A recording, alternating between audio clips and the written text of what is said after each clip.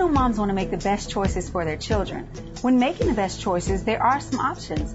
Dr. Esposito, why don't you tell us the benefits of making homemade baby food? That's a great question. I get asked that question all the time because moms are in a rush, as we know. I'm being a parent, you being a parent. Things get a little crazy around the house, and people always say, should I make my own baby food? Should I just buy the baby food? The benefits to making your own baby food is, number one, you control what goes into it.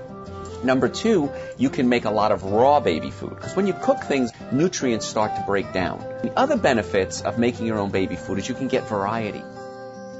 Let's meet busy mom Jennifer Clark and her two daughters, Maddie and Olivia. Jennifer takes a weekly trip to the grocery store to buy fresh organic fruits and vegetables to make homemade baby food. She believes this decision to be more than worthwhile. I chose to do organic because it's highly monitored for the way that it's grown to the way that it's processed and handled, and I just know that it's going to be more chemical free than something that was regularly grown. I like to clean the vegetables. This is avocado, and I tend to clean everything first. Just because there's any pesticides or any dirt from handling, I just like to have it clean. For Olivia, I'm going to buy organic. I might as well clean the outside too. Okay, this is one of the most easy to do, besides banana, which you just mash easily. But this one you just cut open, and then you're just going to scoop the pulp out of it.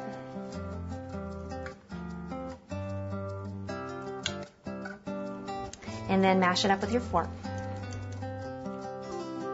The reason I choose to do avocados because you can't buy those in a jar food.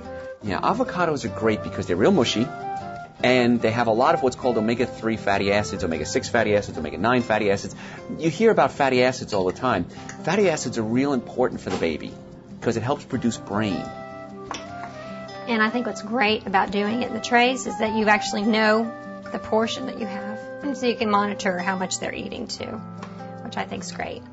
But you can easily use anything from the freezer. You can use saran wrap or even foil, whatever you've got in your home. What's great about the food cube method is that you can make your vegetables, make your fruits, make your porridges like barley, and there's so many other millet and brown rice. And then you can mix and match, mix a cube of barley and mix a cube of broccoli for a dinner, or you can mix it with banana and have it for breakfast.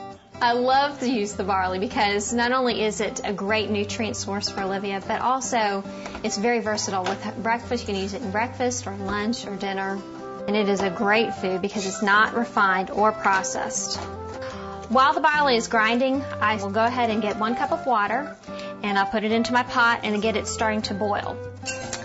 Now I'm taking the barley, once it's been ground, and I'm mixing in the boiling water, and then I'll simmer it for 10 minutes.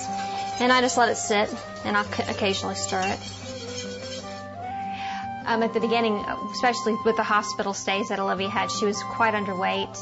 And since then, being able to feed her the solid foods, she's actually gained all of her weight back. And she's fully healthy now. There's one book that I would highly recommend. It's the Super Baby Foods book by Ruth Yearon. It actually gave me the courage to make the baby food. And then I refer to it most every time that I'm cooking. So keeping the diet full of fiber, lots of vitamins, lots of minerals, lots of water, keeping the baby healthy early on is going to establish a healthy immune system later on in life as well.